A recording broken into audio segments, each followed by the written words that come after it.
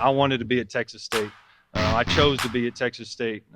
I'm from Texas. That was important to me. I always knew if the right guy got this job, you better watch out. You better watch out. This is Win Now or Get Bent, episode 201. If you don't already know, I'm Kev Chardello, coming to you on Monday, August 25th, and it's game week, Bobcats. Texas State kicks off its season this Saturday, hosting Eastern Michigan at UFCU Stadium. 7 p.m. kickoff in San Marcos. A late kickoff makes for a nice long tailgate, a long hot tailgate. But I know there's a lot of you sickos out there that'll be partaking in plenty of libations to help you beat the heat. It should cool down around halftime. That'll be nice. But it's going to be a hot one on Saturday. We are excited. It's going to be a hot season for the Bobcats. Last season in the Sun Belt before going to the Pac-12. We are fired up over here at Win Now or Get Bent. Myself and the Wizard, Zachary Webb, we will be at the game. Of course, the Win Now or Get Bent crew will be there. I know a lot of you will be out there too. Excited. Hopefully I get a run into a lot of you out there. Lots to go over this episode. We're going to be doing a depth chart prediction. Recording this on Monday morning. This one's out a little later than usual. There should be a depth chart out probably Tuesday leading into the game. That's where they're going to have their weekly press conferences. So we should see a full depth chart there. But before that depth chart, we're going to see if we can guess it here. We'll know pretty quick if it's right or wrong. Looking forward to doing that. A little update on some team captains. And maybe is G.J. Kinney going to break the news that Brad Jackson is the starting quarterback tonight at his coaching show at Chimmy's with Brant Freeman? We shall see. A little more on that coming up. But before we get there, this episode is brought to you by the Galindo Collective, TGC LLC, the GalindoCollective.com. That's Galindo, GalindoCollective.com, a team of professional consultants dedicated to helping others realize their business potential through people, planning, and practice. Their services cover a wide range of areas such as business strategy, marketing, human resources, and financial planning. If you own property or a business and want to maximize its profitability, contact TGC at thegalindocollective.com and follow their social media platforms on Twitter at TGC_LLC or on Instagram and Facebook at The Galindo Collective. Shout out to my guy, Rick Galindo, a true Texas State sicko, a Texas State grad. This is the third season the Galindo Collective is partnering up with Win Now or Get Bent. We are so excited to have them back. It's going to be a great year. Check them out, thegalindocollective.com. That's Galindo, thegalindocollective.com. All right, thank you to the Galindo Collective. If you are watching on our YouTube channel, Win Now or Get Bent on YouTube, like, subscribe, comment, all that good stuff. Shout out to all you sickos out there getting our subs over 1,000. I'll touch on that here in a sec. You can see that I am wearing a Cats by 90 hat. If you saw this last year, some of you did. Well, BHI Hats is back. Been having it hats, bhihats.com. They are back with a maroon look Cats by 90. I haven't gotten mine yet. This is still the white one from last year, but now they have a new maroon rope script Cats by 90 hat and a brand new look, a state script rope hat, also embroidered, 3D embroidery, as you can see on the hat if you're watching on YouTube. Nice and embroidered. These are high quality hats. Go check them out at bhihats.com. When you punch in WNOGB at the checkout, you save 10% on the hat. So go get in there, go get those hats. They've got other cool gear to peruse their site, bhihats.com. Shout out to my guy, Nick Gates, a true Texas State sicko. I know this is an endeavor by a few Bobcats. I think there's 3 of them working on it. My buddy Nick Gates is in there. So shout out to him. I'm excited to promote their hats. But once again, WNOGB at checkout, and you'll save 10%. Lets them know where you heard from them. Heard about them, too, from our great little podcast here. All right, let's get to these Bobcats. Looks good. The hat, huh? I even got the Wizard in here to do some white balance. I didn't tell him I was going to be wearing this hat, though. So hopefully it still looks good on the camera, Zach. You let me know, buddy.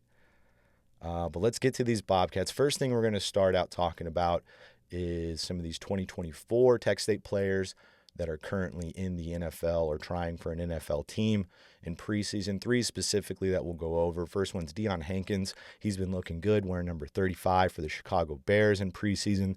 The most recent game, though, he hurt his quadricep and his shoulder, so he is now on the injured reserve list.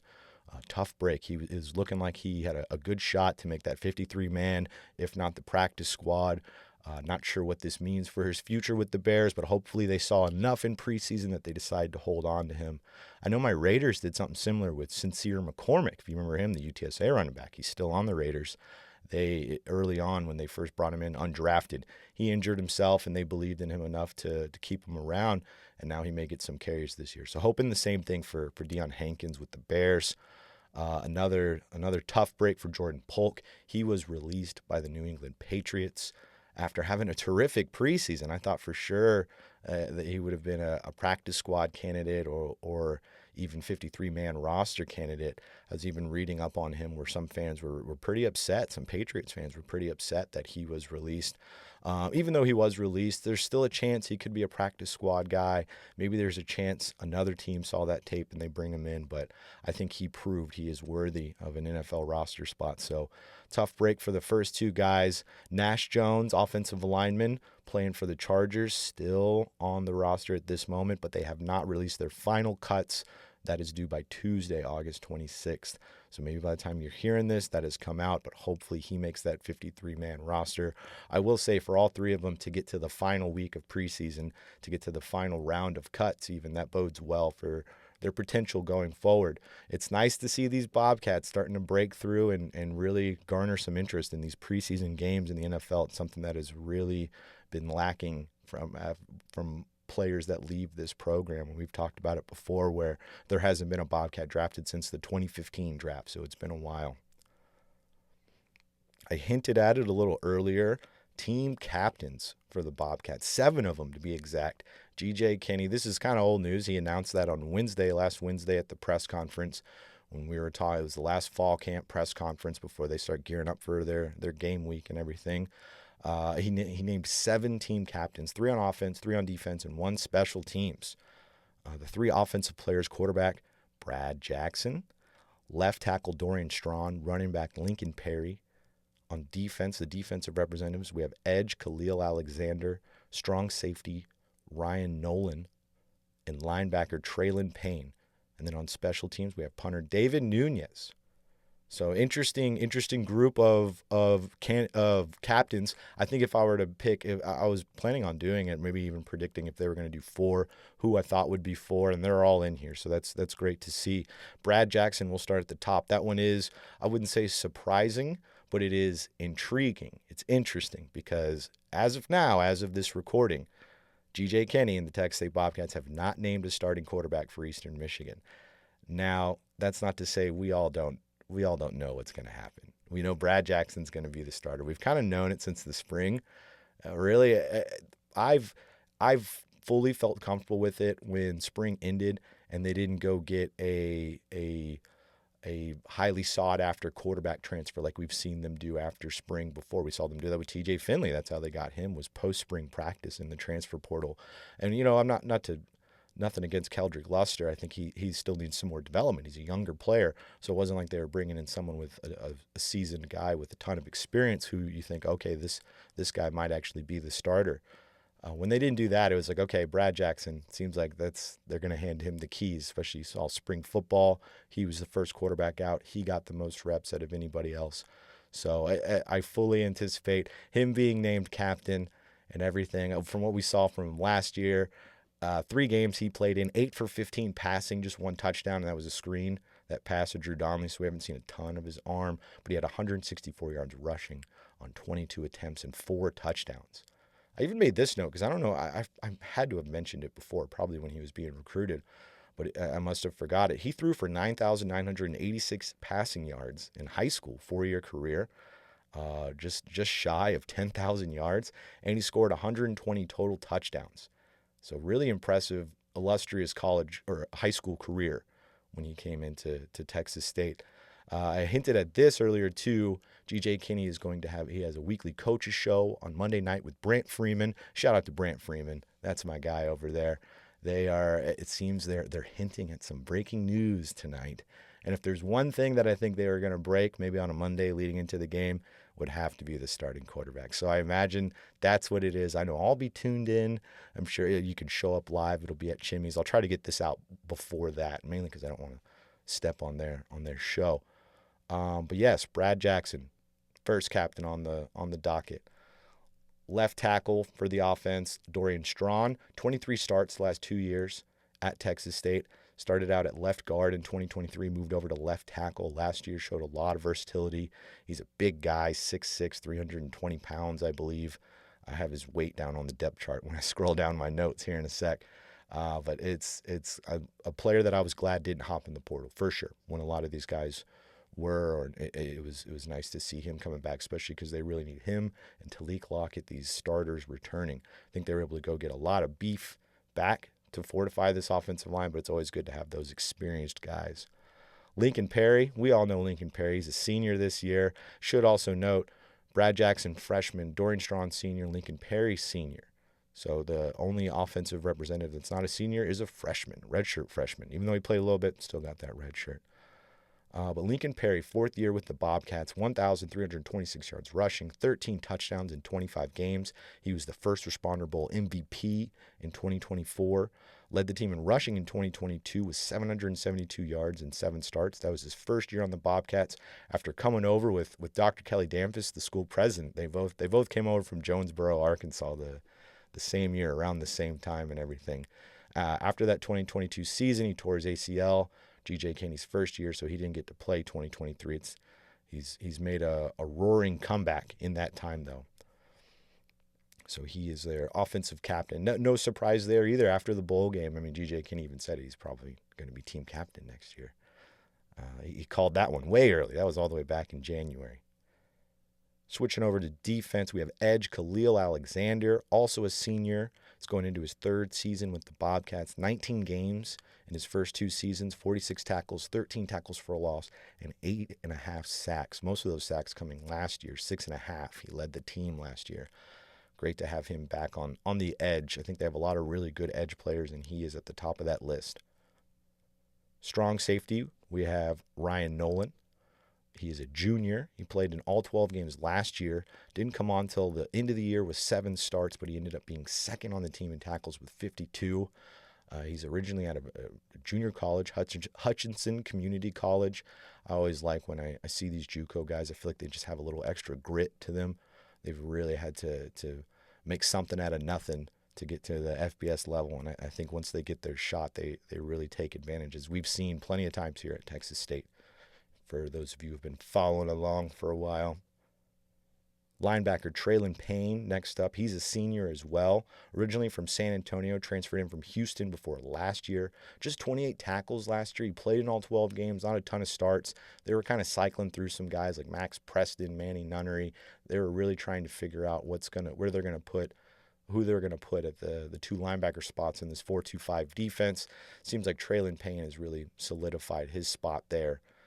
2 picks last year as well at the linebacker spot, one of those in the bowl game. So he really shined in that bowl game, and I think that, just like Lincoln Perry, that paid dividends all through the offseason and into the start of the 2025 season. Special teams, we have David Nunez, also a senior, a 5th-year walk-on. For his 5th year at Texas State as well. I say 5th-year walk-on. He was just put on scholarship, though, like a week and a half, 2 weeks ago. So congratulations to David Nunez. Well-deserved. Been here since 2020.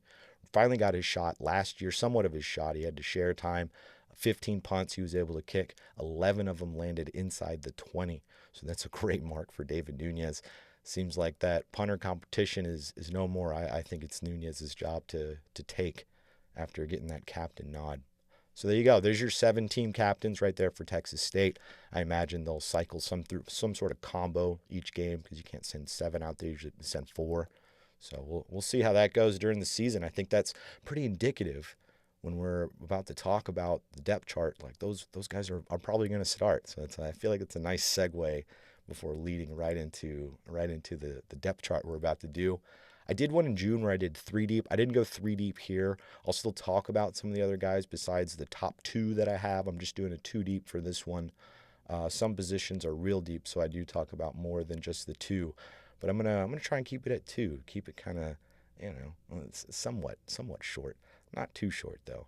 But let's start at quarterback. Let's start at the top. Who do I think is going to be the starter? I wonder. Brad Jackson. Action Jackson, B Jax. I don't know. I know some of you are trying to figure out the nickname on Twitter. We'll get a hold of that one. Brad Jackson for now. That's who I think is going to be the starter. No doubt about it. In my mind, I think the real competition at quarterback, I've said this before, is who's going to be backup. Who is number two? We have some good candidates. I think Holden Geriner is going to take it. I think he's going to be on that depth chart as number two. That being said, I know G.J. Kinney thinks real highly of Keldrick Luster. I know that there's a lot of potential there, something that they could possibly develop down the road. I just think the experience will pay off for Geriner and he'll get in there. But that being said, Nate Yarnell, the Pitt transfer, he's got a ton of experience as well. I don't know exactly what the situation is with him. I've heard potentially an injury, but you see him out there at practice and he looks healthy and everything. So who knows? Who knows what's going on there? I will say the fifth guy on the list, Gavin Parkhurst, has really impressed me. The true freshman. He's a big kid, 6'3", all of 6'3", more stout than I anticipated for a true freshman to come in. He's got a big arm. Haven't really seen him do 11 on 11, but when I see him throwing the ball and warm-ups and everything, I was like, wow, that's a really impressive quarterback prospect that they brought in. He's got the bleached hair, so you can't miss him with the helmet off. So fun stuff in the quarterback room. I think there's a good chance that we see most of the quarterbacks I just named this season. Who knows how it goes? We know G.J. Kinney is not shy about playing multiple quarterbacks. Last year, he had Jordan McLeod, Sun Belt Offensive Player of the year before he came to Texas State. Still, they played R.J. Martinez right off the bat. Still, we saw Brad Jackson get in there. So, good chance we see a lot of these guys this coming season. Going to running back, Lincoln Perry. That's who I think is going to be the number one running back for the Bobcats. I don't think that's a controversial take as well. He was named captain. He's a fifth-year senior, fourth year overall at Texas State coming up. So I think this is his year to maybe not necessarily be the bell cow, but he'll be the first man out there. They're going to cycle through running backs, no doubt. And again, like at quarterback, I think the real competition is who's going to be number two. Who's the next guy after to give Lincoln Perry a spell? I think it's going to be Greg Burrell, sophomore out of UNLV. He transferred in, had some great numbers at UNLV. I wish I had it here. It was 300 and some odd yards rushing as a true freshman at UNLV. A bit of a surprise when he entered the transfer portal. And then it was another bit of a surprise when he entered the transfer portal after spring. It seemed like he was going to leave Texas State. Luckily, they were able to convince him to come back. I imagine part of that conversation is, hey, man, we have big plans for you. You're going to get the ball in 2025 if you stay here. So I anticipate Greg Burrell coming in there next after Lincoln Perry. But we still have Torrance Burgess, who we saw last year. He's a speedster. Jalen Jenkins, he can be a scat back, catching passes out of the backfield. We haven't seen much of Tajee Atkins. He just got here from Rice. That's a player they tried to recruit before he went to Rice, so it's nice to see him in San Marcos now. Brad Jackson's teammate in high school, Cole Pryor, the freshman running back. So just like quarterbacks, you could see a lot of these guys. You don't want to see a lot of them all the time, but you want them to hopefully solidify who are our guys that we can rely on most plays at least. Let's go down to wide receiver. Now we've seen some sets in fall camp where they only have 3 wide receivers out there after seeing a lot of 4 wide receiver sets from this offense. That being said, I'm still going to do 4 receivers when I'm going to list here. Just prepare yourselves. There could be some different looks. They might want to run the ball more. They might want to get tight ends involved a little more. Who knows? It could look a little different. So we're going to go with 4 receivers. We'll start with the slot receiver. I have Maven Anderson, Cal transfer. He's a senior, wearing number 3, new guy on the scene. They have praised him a whole lot. I've only seen a few plays with him at fall camp, but they're always deep passes that he seems to be burning somebody. So I'm pretty excited about Maven Anderson in there at the slot. I do think Ty Mims, the Southern Miss transfer, he's a junior. He's going to get in there quite a bit. They're going to be heavy rotation at the receiver position, and especially at slot because they have some really good players, specifically with Maven Anderson and Ty Mims. And then you have Tyron Smith, also the UTEP transfer. He's got a ton of experience as well. at a very inexperienced position overall at wide receiver. A lot of youth at that position. The slot receiver spot, the cup runneth over, if you will, with experience. They have three guys that can really go. They've proven they can do it at the collegiate level as well. Out wide, first guy I have is Chris Dawn. Chris Dawn Jr. I think this is his year to ascend. He looks bigger. He's a true junior because he's played a bunch of games his true freshman year and his true sophomore year. I think he's wearing number 1 out there. I think this is his year to solidify himself and maybe compete for that true wide receiver 1 spot that Joey Hobart left vacant by going off to the pro leagues. But we'll see who can take it, because I think there's 4 guys, including Maven Anderson. I mean, shoot, I think all these guys I'm about to list are going to say it could be me. But Chris Dawn is out there out wide. And then also out wide, Bo Sparks. We remember Bo Sparks from last year, the Utah Tech transfer. He's coming back this season. I think when we see if there is some of those 3 wide receiver sets, he may be the odd man out.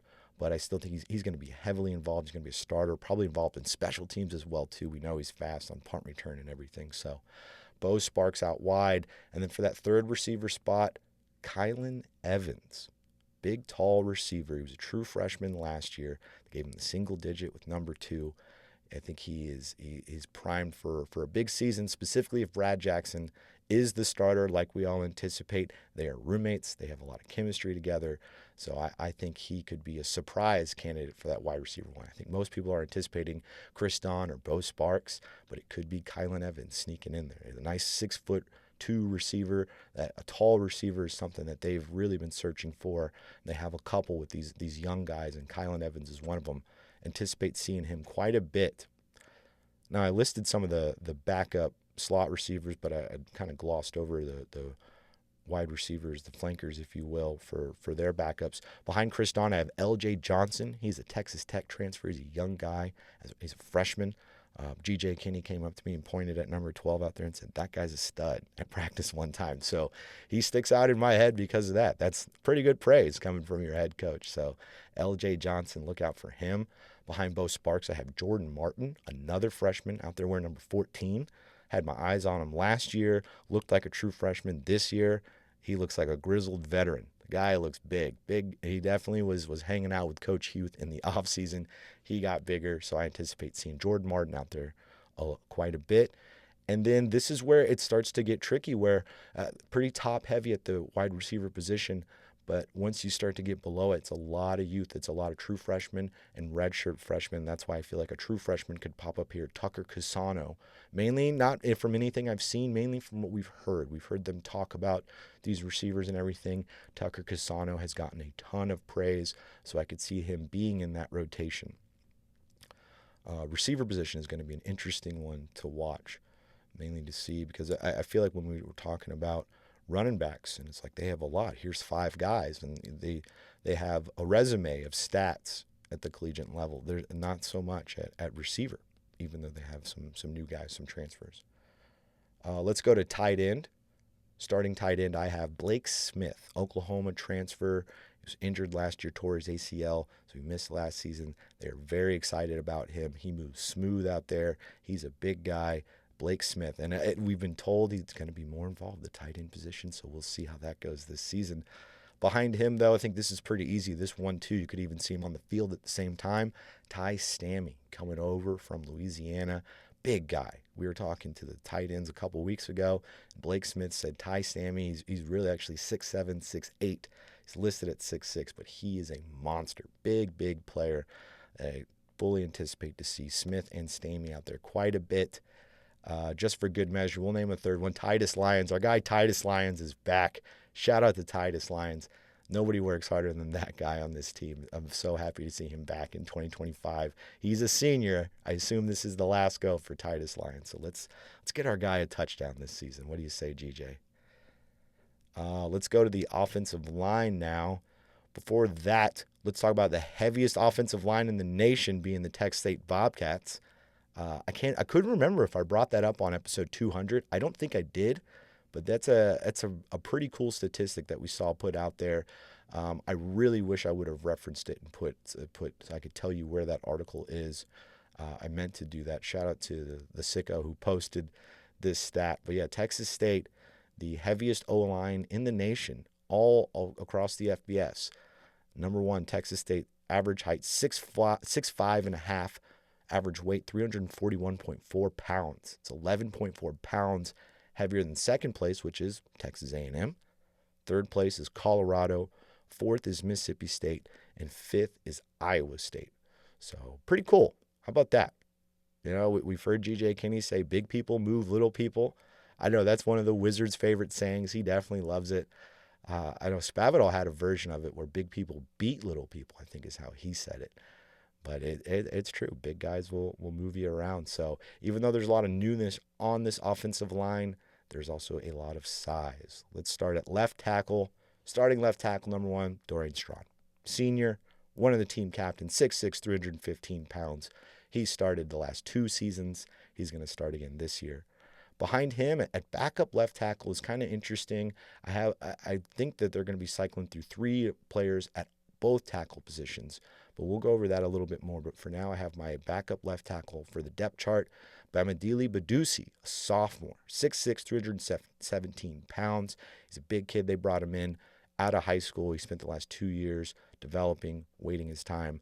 Every time I see him out there on the field, man, it's a big kid. I'm waiting for Bamidele to get out there. Is it Bamidele? We've seen a few variations since he's gotten here, but it's listed as Bamidele on the depth chart. Could be Ian Langford, another good player, another good tackle. Kirk Gilden, new player. Might be a little too young, though, so not sure who they're looking at for backup left tackle. At left guard, I have Emeka Bebo. He's a senior, 3rd year with the Bobcats, all with G.J. Kinney, 6'5", 357 pounds. His brother was here, Jameto, and he left, transferred out to Arizona State, I want to say, or Arizona. Not sure if he followed Ish to Arizona or if he'll be playing the Bobcats here in a couple weeks. Backup left guard, I have Brock Riker. He's a freshman. He was a true freshman last year, 6'4", 290 pounds. Heard a lot of great things about Brock from Brock. He's from Brock, Texas. Gotta love that. I wish I was from Kef, Texas. That'd be pretty easy. I don't think there is a Kef, Texas. Center, we have Talik Lockett. Bit of a change there. We saw him play guard last year for the Bobcats. He was a guard at ULM before that. Even made all Sun Belt at guard at ULM. Looks like they really need to figure out what's going to happen with the center position, and they want to get a player that they know is solid. So they're going to move Talik Lockett inside, 6'3", 327-pound senior. Behind him is Ezra Dotson-Oyatade, who I thought would have been the starter. He's a junior, got to the Bobcats right before the season started last year. A true center. I anticipated him getting in there, so he still could. He's still a really good player, 6'3", 290 pounds. Also saw Duncanville true freshman Amir Ross taking snaps at center, so look out for that guy. He's a big kid, big true freshman, Amir Ross. With Talik Lockett moving inside, I have Anthony Crease at right guard. He's a junior, just transferred in from Kentucky, 6'6", 316 pounds. He has been praised by Dorian Strawn, by G.J. Kinney. A lot of praise from a lot of different places for Anthony Crease coming in, so look out for him at right guard. When I first looked at his size, 6'6", 316 pounds, I guess it might be the old school way of thinking. I was like, oh, that's a tackle size, a tackle body.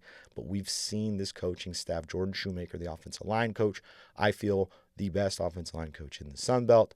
We've seen him put these huge guys, Bray Walkers, who I think of, even Caleb Johnson a few years back at that center position, moving Nash Jones on the inside. They like to have these really big players play on the interior of the offensive line. So I could really see Anthony Crease getting in there and taking over that guard spot. I mentioned Ian Langford earlier at tackle. He could also be the guard, so I have him listed as the backup guard for the same reason that they do like to have big guys on the interior. So there's a chance. Maybe they're looking at him there. I know they're moving parts around, and he's a player that has gotten a lot of praise without a lot of reps yet. So he's gotten out there and played for sure, but he hasn't started or anything yet. So Ian Langford, backup right guard. At right tackle, my number one, I have Sully Burns, a junior, transferred in from Tulane before last season.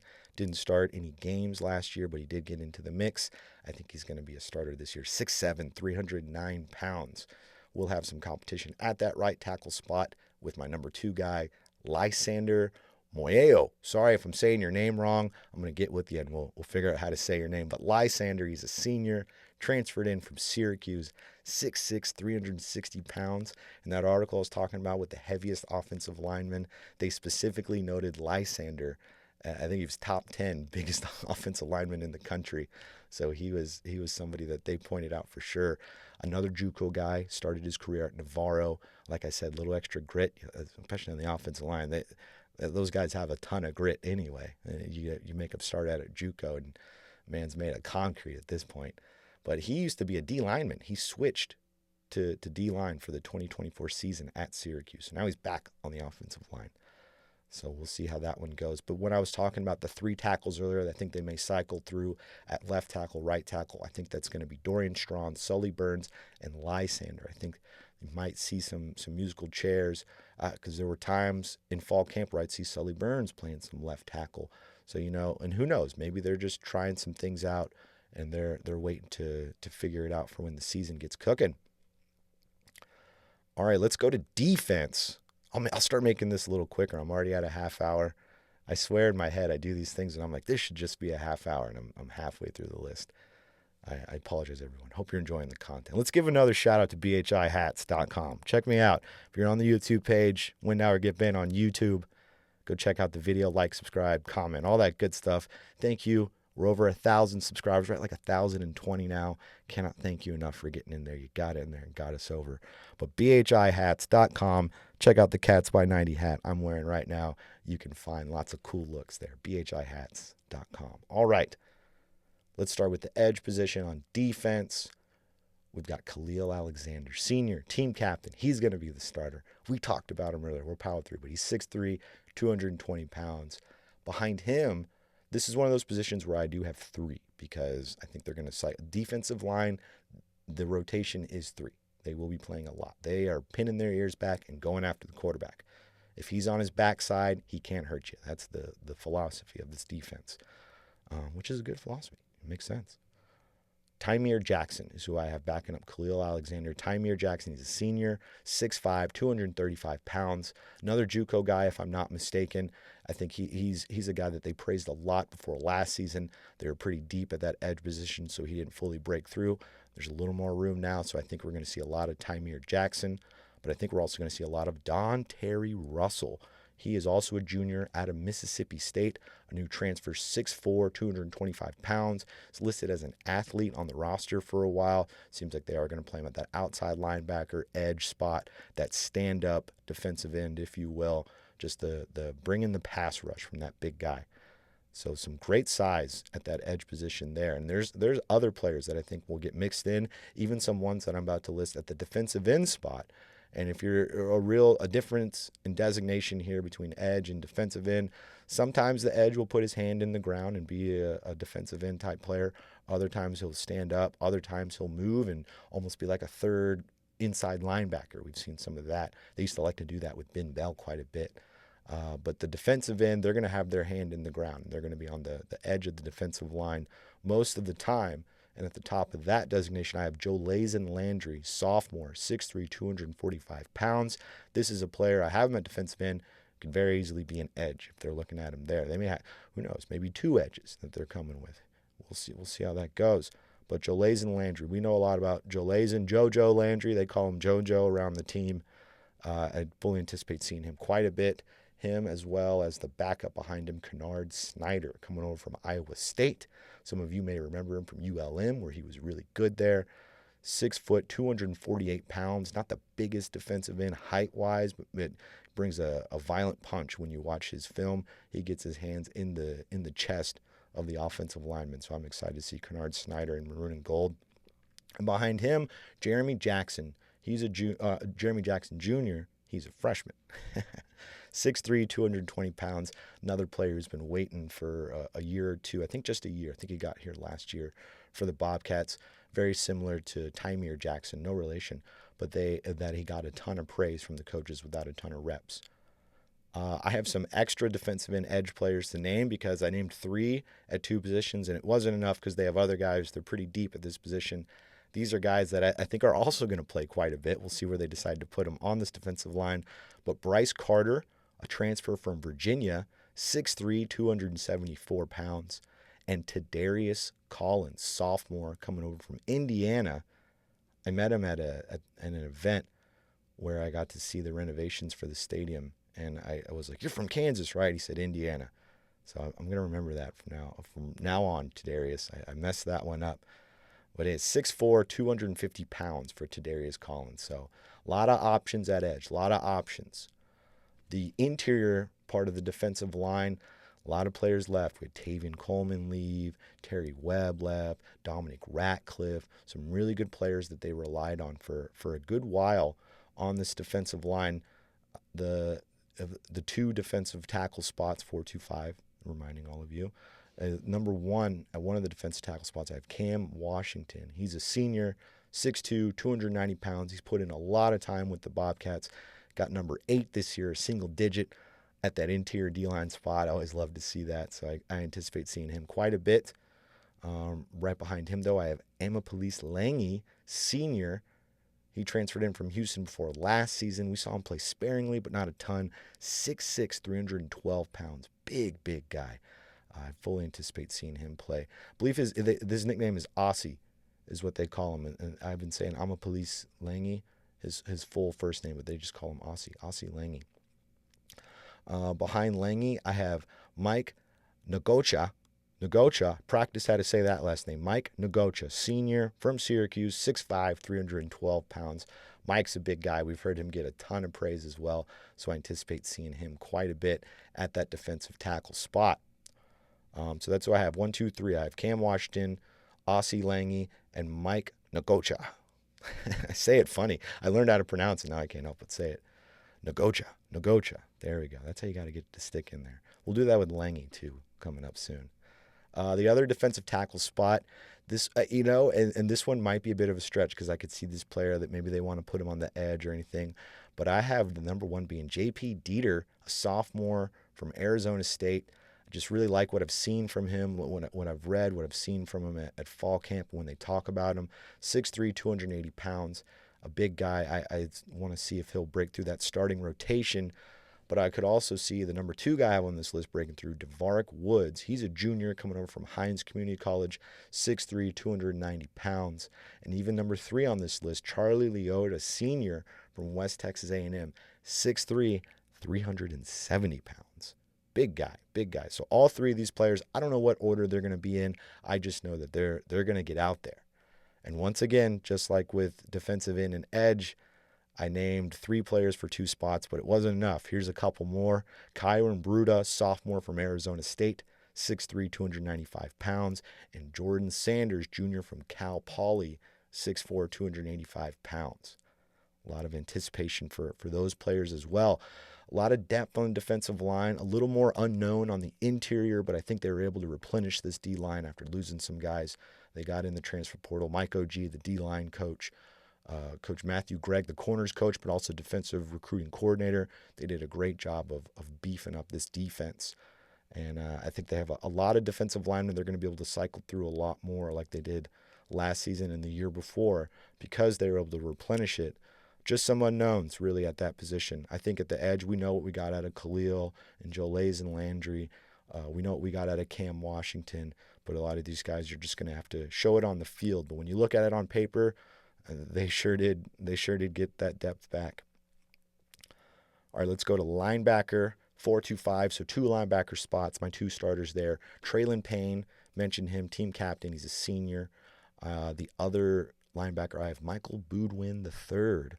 That's how I learned how to say that one. Boudwin. Michael Boudwin III. He's also a senior, moving over from defensive back to linebacker, wearing number 3. Fully anticipate him to be a starter, standing next to Traylon Payne in the middle of this defense. Behind Traylon Payne, I have Ashton Heflin, sophomore, transferred from Marshall and Georgia Tech, coming over here. I think he'll be able to break through and really get into that rotation. We know they seem to like to use 4 pretty often, mix and match him, if you will. I fully anticipate seeing Ashton Heflin getting out there. Behind Heflin, though, I have Terrence Cooks II. He's a senior. He's played at TCU and Texas before, so I could see him breaking through and getting out there as well. I think before when I talked about Terrence Cooks, I was like, oh, he's a younger guy. I was mixing him up with Chance Johnson, Texas A&M transfer, who I'll talk about here in a sec. Because behind Boudwin, I have Aiden Jones, sophomore, transferred in from Prairie View A&M. Heard some great things about him. And then behind Jones, I have Chance Johnson, sophomore, coming over from Texas A&M. Young guy, heavily recruited out of high school, but I think he needs some time to develop. So we'll wait and see for Chance Johnson. But yeah, Terrence Cooks the second. Any confusion there? He is a senior. Star position, I talked about that on the last episode when I pointed out Amarian Atwood. He's a sophomore. We heard from G.J. Kinney. He's really broken through and solidified that star position. We were talking about Jordan Polk earlier with the Patriots, working his way, trying to make an NFL team. He played this star position, that nickel corner, if you will, that fifth DB, that kind of almost a hybrid corner linebacker safety from how they like to utilize them. Sometimes they may blitz them. Other times they're taking on one of their top receivers in coverage. So it's a pretty important position, and they're going to entrust Amarian Atwood, who's been here for 2 years. They pulled him up from they recruited him from high school, so he's been in the system for a good while, and they seem to trust him quite a bit.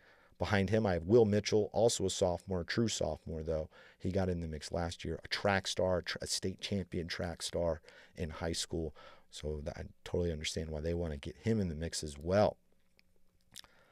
Switching over to corner now for the two corner positions, I have Jaden Rios, a senior from East Texas A&M, as one of the starters. And for the other starter, I have Camden Grogan, a senior, played last year, transferred over from Lamar. A lot of praise for these two players. I think when I did this depth chart before in June, I had them as second string, both of them, for new players that are coming in. I think that that has changed in fall camp for sure, especially with the guy who I have behind Jaden Rios, Jaden Lawton.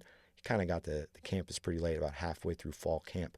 And Rios has really seemed to solidify himself as a leader, vocal leader. See him telling people what to do and things like that when I've seen him at practice or even in press conferences. It seems like the younger guys kind of look to him a little bit despite him being a new player. Behind Grogan, I have Kamari Terrell. He's coming over from Oregon. Pretty big school. Anticipate him to break through this lineup. But they're pretty deep at corner. Trez Moore played quite a bit last year, coming over. He had 2 picks last year. Malik Willis, a transfer from Campbell, pretty good player. Craig Royal from Butler Community College. You know, like I said, I love the JUCO players, so that's going to be a lot of options for them at that corner spot. Same for safety. I think they're a lot deeper at defensive back than maybe we anticipated before spring. Once I saw them in the spring, and then you saw some of the names that are going to get here in the summer, that's when I was starting to get more confident about these DBs.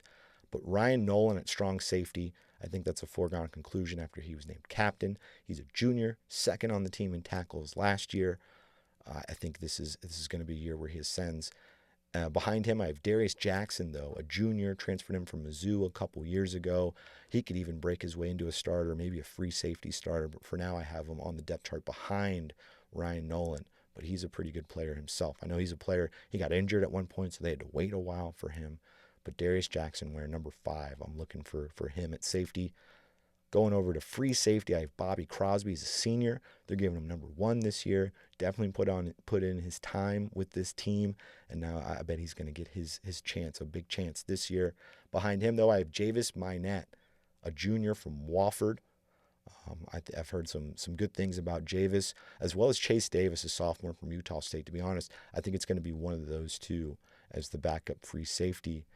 They have young guys too. Tice Williams, Jaden Bradley's a true freshman coming in. So he looks good wearing number 14. I feel like someone's asked about Jaden Bradley before, about how he's looking and everything. I know at the beginning of fall camp, it seemed like he was injured riding the bike on the sideline with some players, but he definitely worked through it. I've seen him out there the last couple weeks. Young guy, so I don't anticipate he'll break the starting lineup right away, but you never know. I see him in the rotation, though. He's definitely getting out there whenever they're doing these safety drills.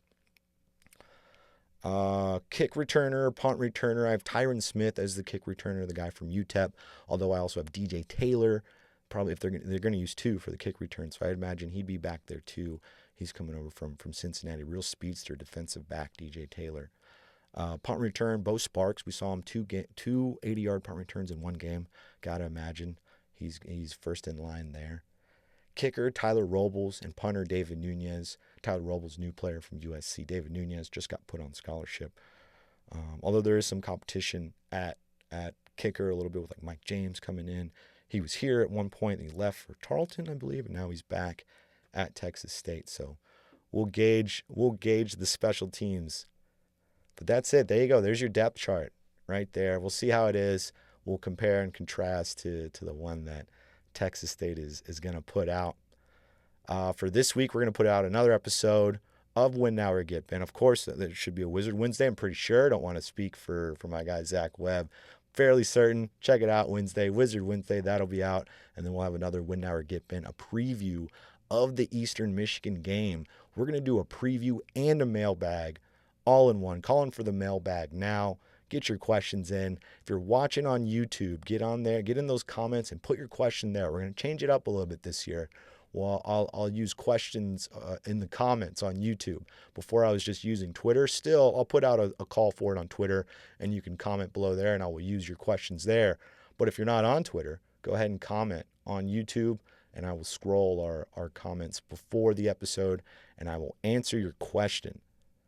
And if you want to use a real name instead of a username that you're using, make sure to go ahead and put that as well. If you're on Twitter, hashtag WNOGB. It just makes it easier for me to find it whenever I'm recording. And it helps our digital footprint a little bit too. You get the brand out there a little bit more. But look out for that Eastern Michigan preview. Excited for that. I'm wondering if my guy Max Crosby is going to be there. He's like assistant general manager for the football team at Eastern Michigan because he played there. Terrific player for my Las Vegas Raiders. Come on down to San Marcos. They don't have a game this week, I don't think. I don't think there's a preseason, or I think they're done with preseason. It's just 3 now, if I'm not mistaken. But exciting. Cannot wait for this 2025 season. Let's get it popping.